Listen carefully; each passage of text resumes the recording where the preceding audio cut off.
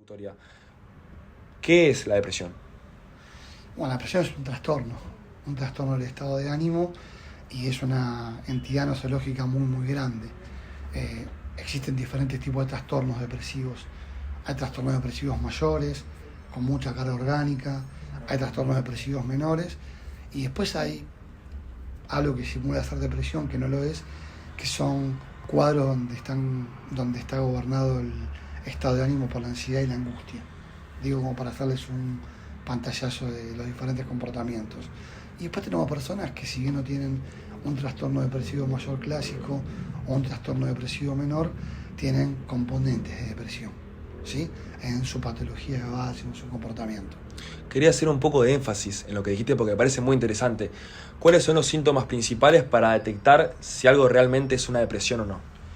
Bueno, la verdad que siempre hay una multiplicidad de factores, pero generalmente la depresión tiene que ver con la falta de voluntad, con la bulia, con la apatía, con la falta de iniciativa, con la posibilidad, o mejor dicho, con la imposibilidad de concretar lo que se piensa y poder llevarlo al acto. Cuando es un poco más acentuado, la imposibilidad de levantarse o despertarse temprano, sino que se alarga el tema del sueño, la dificultad para salir de la cama y empezar a hacer actividades vitales de la vida cotidiana, empieza a afectar la sociabilidad, el vínculo con pares, con amigos, la esfera social y familiar, la esfera laboral, y bueno, es una multiplicidad de factores que van convergiendo, ¿no? ¿Y la depresión adolescente se le dice así porque es literalmente una depresión en la adolescencia o porque tiene algún factor diferente a la depresión tradicional? No, bueno, lo que pasa es que siempre en la adolescencia las enfermedades tienen una especificidad porque están determinadas por ese ciclo vital, que es un ciclo vital de grandes transformaciones. Entonces, cuando uno aborda cualquier patología o cualquier trastorno del comportamiento en la adolescencia, siempre tiene que entender al adolescente como en una etapa de permanente cambio.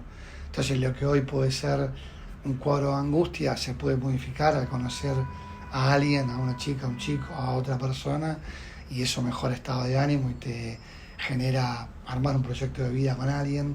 Entonces, siempre cuando uno lee la depresión en la adolescencia, hay que hacerlo teniendo muy en cuenta el ciclo vital y la coyuntura en la cual se encuentra el adolescente.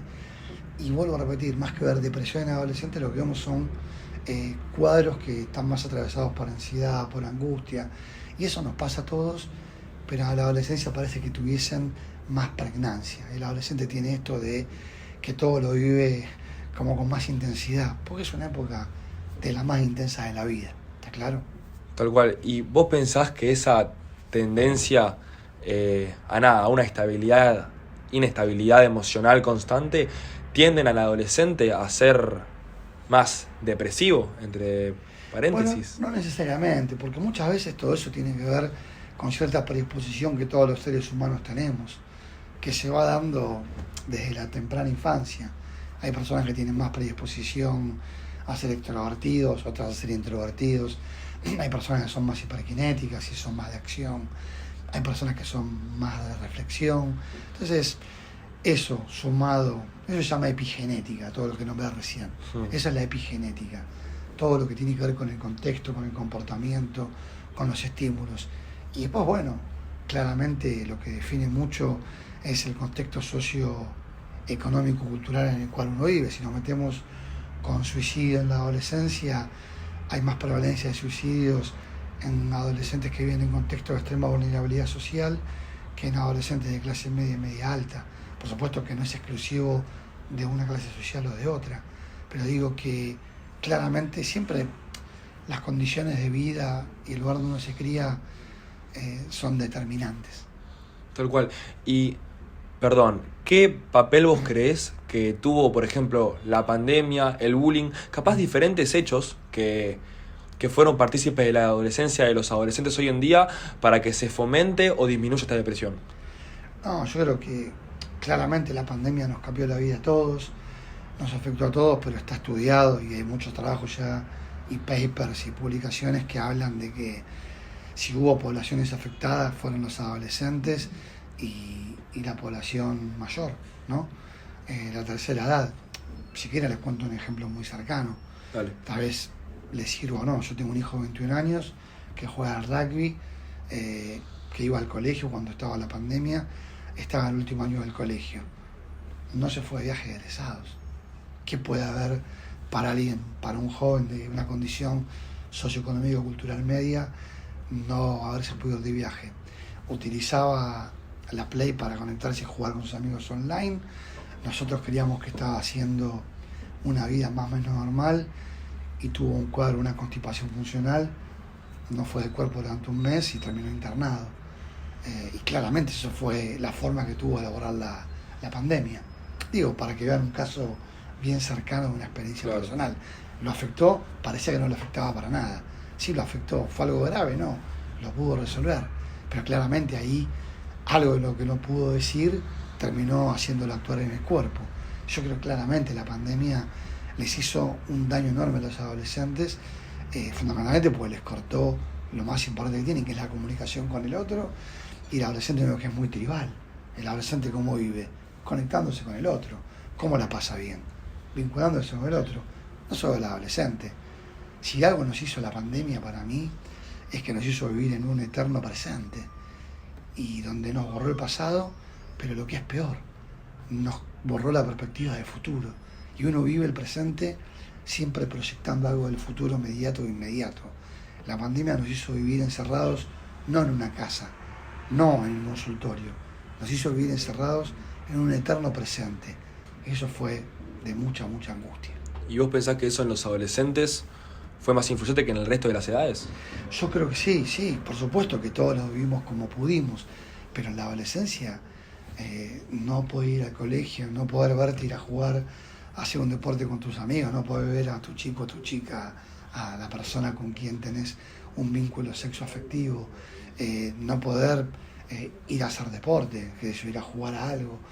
Bueno, todo eso hizo que la vida sea muy online y muy, voy a repetir, de que te puedas conectar a través de lo digital. Y yo creo que si algo le falta hoy al mundo adolescente es lo analógico. Creo que sobra mucho de lo digital y falta lo que nos pasaba a nosotros, ¿no? Que todo lo hacíamos en face to face y viéndonos. Entonces me parece que a veces hay una sobreestimulación del mundo digital, de la cual no reniego, pero me parece que a veces hay excesos. Lo digital hoy en el siglo XXI es un exceso. Esto es una idea mía, ¿no? Y acerca del bullying, ¿vos cómo pensás que influyen en los diferentes tipos de depresión, específicamente de adolescentes, porque es de lo que venimos a hablar, pero cómo pensás que el bullying puede ser un disparador directo? No, claramente. El bullying puede estar presente en cualquier edad, pero seguramente tiene una pregnancia y una implicancia mucho más fuerte en la adolescencia, porque uno en la adolescencia está forjando gran parte de su personalidad que lo va a cambiar toda la vida. Y seguramente que una persona que tiene sentimientos de angustia, de ansiedad, sentimientos depresivos, que tiene baja autoestima, baja tolerancia a la frustración, si se le hace bullying y si está más vulnerable frente a eso, va a tener menos herramientas para no solo poder defenderse del bullying, sino para poder pedir ayuda. Entonces volvemos a lo de antes, ¿no? Hay una vulnerabilidad que preexiste a cualquier cuadro y vamos a tener mejores o peores habilidades según cuánta vulnerabilidad tengamos. Es decir, esta vulnerabilidad tiene que ver con determinantes familiares, sociales, biológicos, individuales, y vieron cómo hay todo, es multifactorial siempre. Entonces, no, claramente, si hay algo que trabajar, si vos querés hacer prevención en suicidio en adolescentes, hacer prevención en bullying, porque el bullying va a ser una causa de favorecer un intento de suicidio. Ustedes saben que el suicidio, bueno, para ver algunos números, es el suicidio, la tasa mundial de suicidio es de 9,0 cada 100.000 personas en el mundo. ¿Está claro? Pero el año pasado en el mundo se suicidaron 700.000 personas. En adolescentes es la segunda causa de muerte el suicidio, ¿sí? Fíjense la prevalencia que tiene. Entonces tenemos que instalar programas de prevención del suicidio en adolescentes, de acercar un sistema de salud y de salud mental puntualmente que dé recursos y de trabajar para generar mejores condiciones de vida, porque cuando la gente vive mejor va a tener menos frustración, va a tener mejor autoestima, se va a poder desarrollar en un proyecto de vida, y la mejor receta para prevenir el suicidio es tener un proyecto de vida a cualquier edad. ¿Y vos pensás entonces que las personas que les cuesta pedir ayuda acerca de la depresión adolescente o acerca mismo del bullying es porque están vulnerables, están en una situación de vulnerabilidad? Bueno, la vulnerabilidad siempre va a predisponer, es un factor de predisposición, pero estoy convencido que el estar en depresión o el tener sentimientos de angustia, de ansiedad, componentes depresivos, va a hacer que te cueste más pedir ayuda. Y ahí tiene que estar atento la comunidad y fundamentalmente uno de los factores más importantes que hay para mí en la vida, pero también en los adolescentes, que son los lazos de solidaridad. Cuando uno ve mal a alguien, a un compañero, a un amigo, lo bueno sería poder acercarse para preguntarle qué necesita. Si todos nos preguntaríamos en comunidad qué necesitamos, seguramente también estaríamos ahí acercando recursos y actuando preventivamente. Es decir, ¿qué le pasa al otro? ¿Qué nos pasa? La pregunta esa instala, cuando uno le pregunta a alguien qué le pasa y lo escucha, instala la posibilidad de que se pueda pedir ayuda. Es una manera. Tal cual. Mira, quería hacer una pregunta, capaz volviendo un poco antes.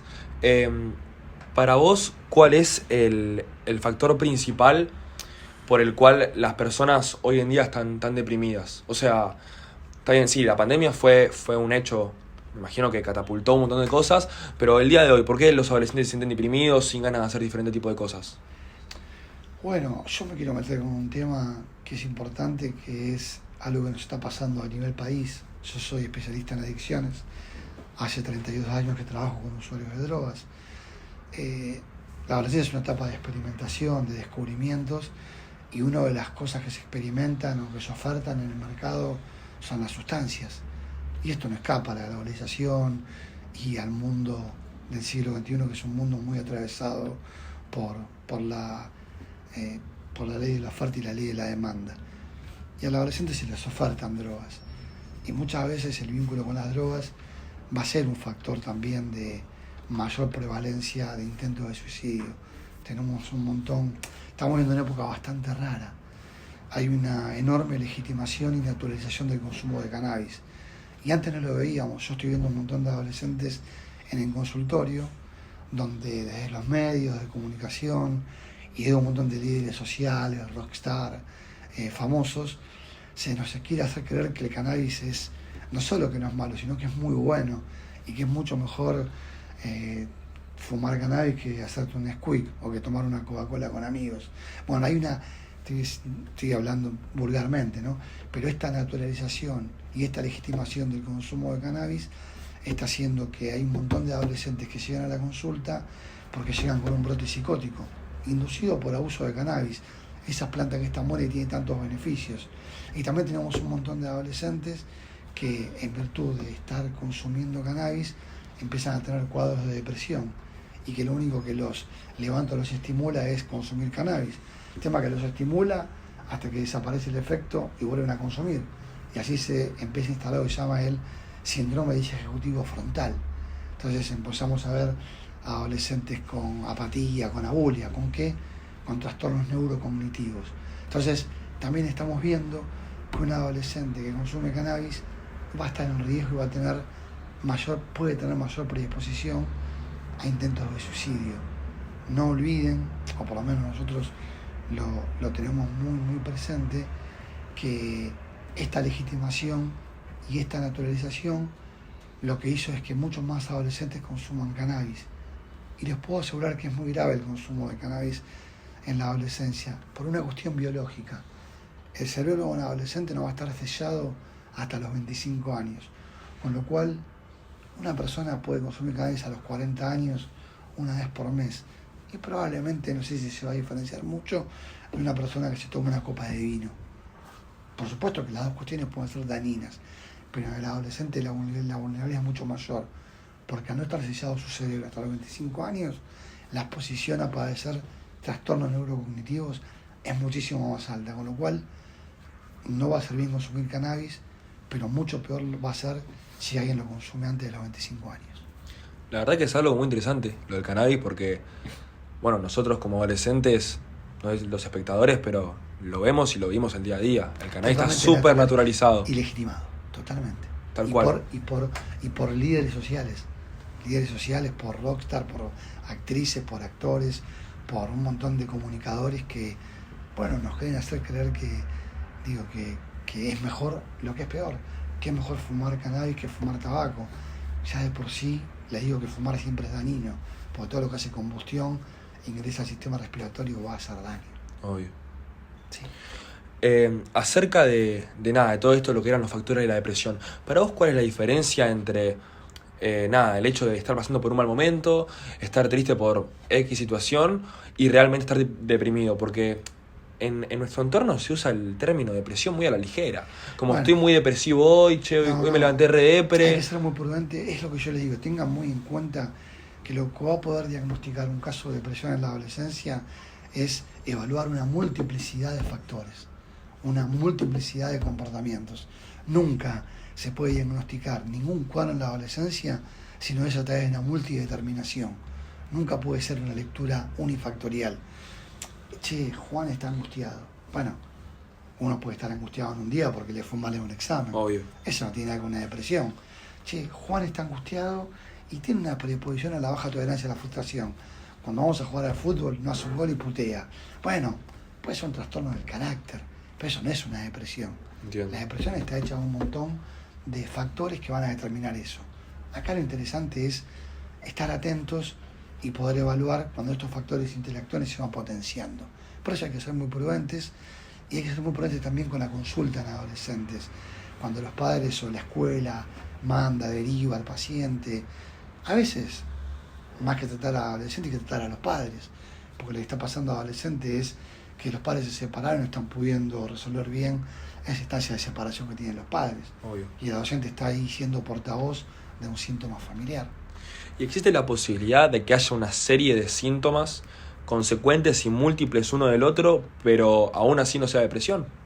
Claro que sí, por eso digo que para diagnosticar cualquier tipo de cuadro, incluida la depresión, uno tiene que tener en cuenta un análisis multifactorial. Tal cual. Y, perdón, una pregunta también que capaz para algunos es medio tonta, pero para mí es muy relevante. ¿Hay alguna diferencia mismo en los temas o mismo en la consecuencia de cómo pega la depresión tanto en chicos como chicas? Me explayo, o sea... Sí, alguna diferencia entre... Claro. Bueno, ustedes saben que hay algunos estudios que indican que hay más prevalencia de depresión en mujeres que en hombres. Pero eso no implica que haya que dar o un abordaje distinto. Seguramente que hay una especificidad en cómo abordar las cosas y cómo abordar a los pacientes. Es verdad que si ponemos la adolescencia hay transformaciones en el cuerpo de la mujer y del hombre, pero a veces vemos en el consultorio que a algunas mujeres les cuesta más elaborar todas esas transformaciones de un cuerpo que está mutando y cambiando significativamente. Y a veces lo que se produce, y esto no respeta géneros, es que se da una asimetría entre cómo un adolescente va creciendo su cuerpo, la forma de su cuerpo, el cambio en la voz, etcétera, con cómo eso se va elaborando a nivel psíquico. Entonces, lo que tenemos que intentar es que haya contextos continentes que nos contengan para que pueda ser ese desarrollo físico y psíquico lo más simétrico posible. Y de esa manera vamos a tratar de tener una adolescencia un poco más equilibrada. Perfecto. Y para terminar esta parte de la entrevista, ¿algún mensaje para las personas o que están deprimidas o mismo para aquellos amigos o padres que saben que su hijo está deprimido o sospechan que su persona cercana está pasando por un cuadro de depresión? ¿Cómo abordarlo? ¿Qué pueden hacer? ¿A quién pueden pedir ayuda? Más que nada también en un sistema de salud donde la Argentina no es el mejor. Contarnos un poco acerca de eso. En realidad, claramente, el punto más importante siempre es pedir ayuda. Pero ¿qué es lo que pasa? Muchas veces la persona que está atravesando una situación de depresión no tiene conciencia de la enfermedad. Entonces, tiene manifestaciones, pero no sabe que está deprimida, o lo que es aún peor, no encuentra palabras para hablar de lo que le está pasando. Pero los demás sí podemos ver que hay una persona que está cambiando su comportamiento, que antes se comportaba de una manera y ahora de otra, que no se está bañando, que está descuidada en su aspecto personal. Y ahí claramente me parece que lo más importante es tratar de estar cerca y poder abordar y preguntar qué te pasa. ¿Por qué? Porque no lo cité hasta ahora. Las personas que están pasando cuadros de depresión empiezan a hacer algo que es muy nocivo, se empieza a aislar. Y el aislamiento social reproduce la depresión y hace todo ahí un círculo vicioso. Tenemos que sacarlo del círculo vicioso para pasar a un círculo virtuoso. Nos quedan pocos minutos, pero si quieren vamos cerrando porque ya no queda. Pero dale, lo que ustedes me quieran preguntar. Dale, faltan dale. Un pequeño, no sé si juego, pero una pequeña dinámica diferente para darle otro tipo de... Dale. Mira, te vamos a contar 3 situaciones diferentes de adolescentes, de cosas que les pasan hoy en día. Sí. Y bueno, tenés que decir, tu punto de vista acerca de esta situación. Bien. El primer ejemplo es... Hola, buenas, soy Sofía y la verdad que tengo una amiga, Tatiana, que últimamente está muy depresiva, no se quiere juntar con nosotras, no quiere salir de su casa y la verdad que ya no sé qué hacer y con mis amigas no entendemos bien qué le pasa. Entonces quería preguntarle si me podían ayudar para ver cómo podía mejorar y qué podíamos hacer para ayudarla. Sí, yo creo que un poco se responde a la pregunta con lo anterior, ¿no? Me parece que hay que evitar que Sofía esté sola, que esté aislada, estar atentos a... Tatiana era la que estaba... Tatiana, perdón. Está bien, no pasa Sofía nada. Es la amiga. Hay que evitar que Tatiana se aísle, más de lo que se está aislando. Habría que hablar también con quienes tienen más vínculos cercanos a Tatiana, investigar un poco qué está pasando en la familia, porque muchas veces lo que le pasa al adolescente es lo que no está resuelto en el ámbito familiar, qué le está pasando a nivel emocional afectivo, en el vínculo que tiene con alguien que le atrae y que tal vez no está siendo correspondida en ese amor, en ese sentimiento. Me parece que el abordaje tiene que ser, no dejemos sola a Tatiana, porque si no la dejamos sola la vamos a poder ayudar. Tal cual. El segundo ejemplo es... Buenas, ¿qué tal? Soy Manuel, les comento un poco mi situación. Yo soy una persona que nunca tuve problema en lo social, nunca tuve problema juntándome afuera de mi casa, ni con amigos, ni nada. Pero yo un par de semanas en las que se me viene dificultando encontrar la motivación para hacer actividades sociales, para salir afuera de mi casa, para disfrutar. Muchos amigos me vienen invitando y la verdad que noto cómo me voy cerrando. Estoy entrando medio en un estado de monotonía, digamos. Y nada, me da un poco de miedo que sea depresión. Pues yo tuve episodios, digamos, en los que me sentía así, pero no como estas veces, digamos. Eh, y también me da un poco de miedo, digamos, el efecto que pueda tener en mis relaciones con mis amigos y eso. Me vengo sintiendo así, en parte un poco por cosas familiares, también por cambios, digamos, de responsabilidades, el cambio a la facultad y ese tipo de cosas. Y nada, les quería contar eso. Porque Manuel, que está ahí con ese cuadro, lo que tiene que hacer, lo que debería hacer, tal vez es lo que no está pudiendo. Entonces aquí hay que entender que no se trata de lo que uno quiere. Hay un montón de adolescentes que quieren hacer algo pero no pueden. Entonces ahí donde de vuelta volvemos a lo mismo. Es como se llama yo ortopédico. Es como que hay que prestarle un yo que está perdiendo, que se está debilitando. Entonces claramente es la familia, ese grupo social, son los pares, son los docentes, son aquellos que tienen que estar ahí viendo cómo hacer para estimular a que Manuel pueda salir de ese lugar. No va a salir por sí solo, porque Manuel no es que eligió estar en la cama tirado y no levantarse, sino que no está pudiendo. Entonces acá hay que empezar a entender que las personas padecen no de lo que quieren o no quieren, o de lo que pueden o lo que no pueden. Padecen de aquello que no pueden hacer y que quisieran hacer. Entonces, bueno, hay que ir ahí a prestar lo que uno tiene para que el otro pueda levantarse. Listo, y el último y tercer ejemplo, ya sí después te libero, es acerca de... Buenas, ¿cómo va? Me llamo Gabriel Ramírez, mis amigos me dicen Gaby. Quería contar una situación capaz para encontrar un poco de ayuda, un poco de luz en la oscuridad que estoy viviendo. Quería contar mi situación. Yo hace un tiempo arranqué a tomar alcohol con mis amigos, como hace todo el mundo normal, divirtiéndome de vez en cuando a la noche. Esa situación se empezó a repetir cada vez más. Y hoy en día, si yo no estoy igual con los efectos del alcohol, la verdad es que la paso mal, estoy muy triste, muy apagado, siento que no soy yo el mismo de antes.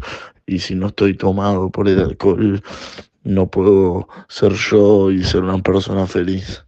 Muchas gracias, abrazo y saludo. Tal vez Gaby no tiene una adicción. Tal vez lo que está teniendo es un usuario de alcohol que está experimentando y que empieza a tener lo que llama un consumo problemático. Los adolescentes empiezan teniendo consumos recreativos y el tema es que lo que terminamos viendo en los consultorios, los que trabajamos y somos especialistas, son lo que la OMS define como consumo episódico excesivo de alcohol. ¿Qué es eso? Es lo que pasa en la clásica previa. 10, 15 adolescentes se juntan a una casa, que pone un padre, los adolescentes vienen con las mochilas cargadas de alcohol, más de uno se alcoholiza y uno termina con un coma agudo de alcohol, internado en un hospital. ¿Por qué? Pues se produjo lo que se llama atracón en la anorexia o en la bulimia. Se consume mucha cantidad de alcohol en muy poco tiempo, se metaboliza mal y el paciente termina dado vuelta, internado. Bueno, eso se llama consumo episódico excesivo de alcohol.